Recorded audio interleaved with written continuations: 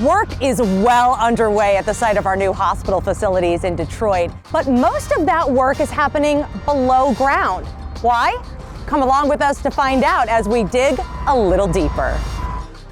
I am Kirsten Dienek. I am a construction executive. How crucial is the work that's happening underground right now? So you're laying essentially, I guess no pun intended, the foundation for the hospital. This is a casing for the caissons that will end up being part of the foundation system.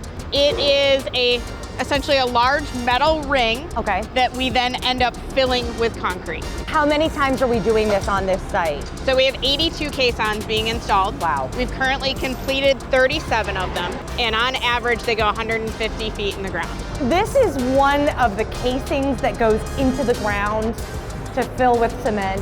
It is, yes. And you say this is 10 feet tall? Yes. It feels so much bigger. Yes. This is crazy. Yes.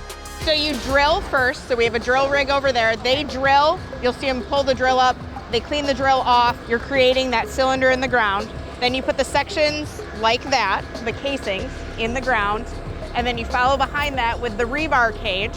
Rebar cage goes in, stays in the ground permanently. We start pouring concrete, and they're pulling the casing back up as they're filling it with concrete. We currently have poured 424 trucks of concrete. Each concrete truck has about 10 yards in it, and we're not halfway yet. So we're currently tracking it as though we were drilling to the Titanic, and at this point we're halfway to the Titanic. Wow. So we'll be in this phase till the beginning of next year, and then we transition and continue the shallow foundations. You'll start seeing steel go in the air this spring. Kirsten Dienek, you have been amazing. Thanks for the just up close and personal view of what's going on today. It's so nice to meet you. Yes, thank you. Thanks for the opportunity. Great.